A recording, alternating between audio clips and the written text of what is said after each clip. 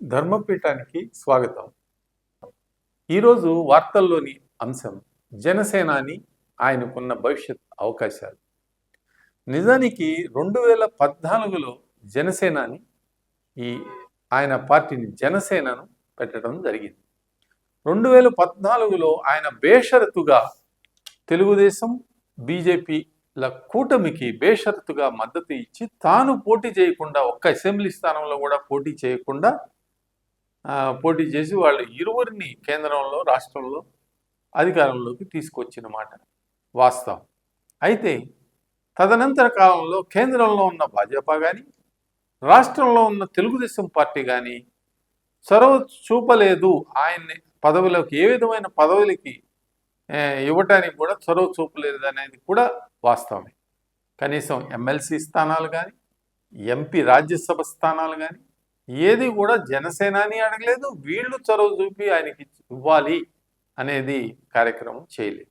అయితే 2019 ఎన్నికల్లో జనసేనాని తెలుగుదేశం పార్టీ భాజపా కూటమి నుంచి బయటకు వచ్చి ఆయన ఇండిపెండెంట్గా లెఫ్ట్ పార్టీలతో కలిసి పోటీ చేయడం జరిగింది.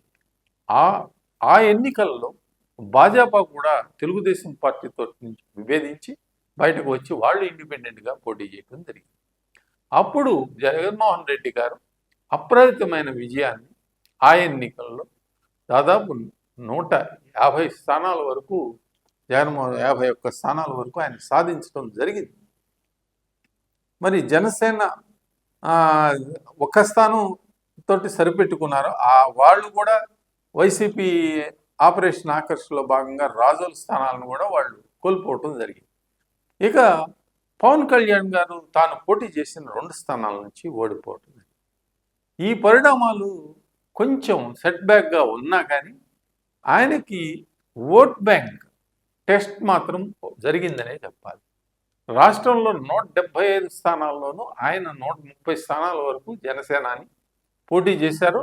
ఆ ప్రోరేటా బేసిస్లో చూసుకుంటే ఆయనకి దాదాపు 7.5 నుంచి 8% వరకు ఓట్లు వచ్చినట్టు. అయితే ఓట్ పర్సంటేజ్గా చూసుకుంటే 5.5% ఓట్లు రావటం జరిగింది. ఒక రాష్ట్రంలో ఇంత ప్రతికూల పరిస్థితుల్లో 5 నుంచి 8% ఓట్లు రావటం అనేది సామాన్యమైన విషయమేం కాదు. ఆయన 2019లో వైకాపా అధికారంలోకి వచ్చిన తర్వాత ప్రభుత్వ వ్యతిరేక పోరాటాలు గణనీయంగానే చేశారు అని చెప్పాలి. కొన్నిసార్లు గ్రౌండ్ లెవెల్లో తెలుగుదేశం పార్టీతో కలిసి చేయగలిపి జనసేన నాయకులు కార్యకర్తలు పనిచేయటం కూడా జరిగింది. స్థానిక సంస్థల ఎన్నికల్లో ఒక విధమైన అవగాహనతో తెలుగుదేశం జనసేన కలిసి పనిచేశారు. అయితే పూర్తిగా ఏకపక్షంగా జరిగిన ఆ స్థానిక సంస్థల ఎన్నికల్లో వైకాపా అప్రయత్న విజయాన్ని సాధించింది. ఏకపక్షంగా కొన్ని చోట్ల దాదాపు 20-30% నామినేషన్లు కూడా ఎక్కడ వేయలేని పరిస్థితి రాష్ట్ర వ్యాప్తంగా నెలకొన్నది. అటువంటి పరిస్థితుల నుంచి తెలుగుదేశం పార్టీ జనసేనలను విజయ తీరాలకు బీజేపీతో కలిసి చేసిన ప్రయత్నం, చంద్రబాబు నాయుడు గారు చేసిన ప్రయత్నం జనసేనాని పవన్ కళ్యాణ్ గారి తోడ్పాటుతోనే జరిగింది అని చెప్పాలి. ఇది వారిరువురి మధ్య ఏ విధమైన సంభాషణలు జరిగాయి, దఫాల వారీగా సంభాషణలు జరిగిన మాట వాస్తవం. ఏ విధంగా జరిగాయి అన్నది వాళ్ళిద్దరికీ తెలుసు. కానీ కార్యకర్తలు ఇందులో ఏ విధమైన పొరపచ్చాలు లేకుండా, మనస్పర్ధలు లేకుండా పనిచేయటం వల్లనే ఈ కూటమి ఈ అఖండ విజయాన్ని సాధించింది. జనసేనాని పవన్ కళ్యాణ్ గారి పాత్ర ఈ కూటమి భాజపాను కూడా కూటమిలోకి తీసుకురావటంలో గణనీయంగా ఉందనే చెప్పాలి. అయితే ఇక్కడ చెప్పదలుచుకున్న ప్రధాన అంశం విషయానికి వస్తే, ప్రస్తుతం జనసేనాని పవన్ కళ్యాణ్ గారు 21కి తాము పోటీ చేసిన 21 స్థానాల్లోనూ గెలిచి 8% ఓట్లను సాధించి ఎలక్షన్ కమిషన్ గుర్తింపును కూడా పొందారు. 2 పార్లమెంట్ స్థానాలను జనసేన పార్టీ గెలవటం జరిగింది. రాబోయే రోజుల్లో ఆయనకున్న అవకాశాలు ఏంటి అనేది ఒకసారి పరిశీలిద్దాం.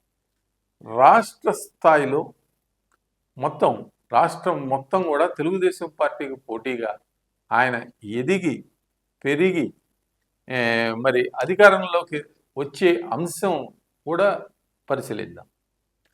ఆయన తెలుగుదేశం పార్టీ వైఫల్యాలు కూటమిలో భాగస్వామిగా ఉన్నప్పుడు తెలుగుదేశం పార్టీ వైఫల్యాలు తనకు కూడా వస్తాయి కాబట్టి ప్రస్తుతానికి అంటే ఈ టర్మ్లో తెలుగుదేశం పార్టీతో ఒక జట్టుగానే ఉండే అవకాశాలు స్పష్టంగా కనిపిస్తాను. దీనికి బలమైన కారణం కేంద్రంలో ఉన్న భాజపాకు తోడ్పడాలి అని అంటే ఇక్కడ రాష్ట్రంలో అధికారాన్ని ఈ కూటమి ప్రభుత్వం కోల్పోకూడదు. దానికి ఆయన త్యాగాలు కూడా చేసి ఉన్నారు. ఎందుకంటే కేంద్ర మంత్రివర్గంలో పదవి కూడా ఆయన తీసుకోలేదు. రాబోయే రోజుల్లో పవన్ కళ్యాణ్ గారికి ఒక గొప్ప అవకాశం, అది కేంద్ర మంత్రివర్గంలోకి వెళ్ళటానికి ఒక అవకాశం ఉంది. ఎందుకంటే నాగబాబు గారిని రేపు ఎమ్మెల్సీ ఎన్నికల్లో ఆయన్ని చేత పోటీ చేయించి ఆ తదుపరి ఆయన్ని మంత్రిగా చేస్తాము అని చెప్పి సాక్షాత్తు సీఎం చంద్రబాబు నాయుడు గారు చెప్పు ఉన్నారు. కాబట్టి తప్పకుండా పవన్ కళ్యాణ్ గారికి ఇంక ఇక్కడ సాధించేది కూడా ఏమీ లేదు. ఆంధ్రప్రదేశ్లో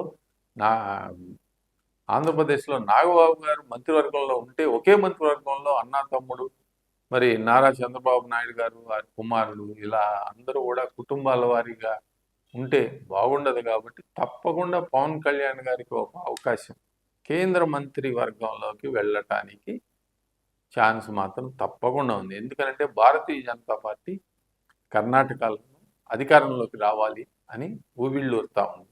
మరి తోటి తెలుగు రాష్ట్రమైన తెలంగాణలో కూడా భారతీయ జనతా పార్టీ అధికారంలోకి రావాలని కోరుకుంటాం. కూటమి ప్రభుత్వం ప్రచారం చేయాలి అని అంటే గట్టిగా మరి పవన్ కళ్యాణ్ గారు కేంద్ర మంత్రిగా ఉంటే ఆ చరిష్మా డిఫరెంట్ లెవెల్లో ఉంటుంది. అప్పుడు కేంద్ర మంత్రులుగా బండి సంజయ్ గారు, పవన్ కళ్యాణ్ గారు, మరి కిషన్ రెడ్డి గారు ముగ్గురు ఉంటారు. కాబట్టి డెఫినెట్గా తెలంగాణలో ఈ కూటమి డబుల్ ఇంజిన్ సర్కార్ వచ్చే అవకాశాలు కూడా మెరుగవుతాయి. రాబోయే రోజుల్లో కాలంలో పవన్ కళ్యాణ్ గారికి ఆ అవకాశం తప్పకుండా ఉంది అని చెప్పవచ్చు. ఇక ఆంధ్రప్రదేశ్ రాష్ట్రంలో నాగబాబు గారికి మరి తగినంత గౌరవంతో క్యాబినెట్ ర్యాంక్ పదవి వస్తుంది. అయితే ఇక్కడ చంద్రబాబు నాయుడు గారు మరి పవన్ కళ్యాణ్ గారు ఆ సోదరభావంతో ఉండటానికి బలమైన కారణం కొంత డిస్కషన్ పవన్ కళ్యాణ్ గారికి ఆయనకి జరిగింది. అది వాళ్ళిద్దరికే తెలుసు. కాబట్టి ఈ కార్యకర్తలు నాయకులు వాళ్ళిద్దరే మధ్య ప్రపంచాలు వచ్చే విధంగా కాకుండా వాళ్ళ పని వాళ్ళు చేసుకుంటూ ఈ గాసిప్ మాంగర్స్కి తోడ్పాటు ఇవ్వకుండా ఉండటం తెలుగుదేశం పార్టీ జనసేన అలా భవిష్యత్తుకు చాలా అవసరం, మంచిది.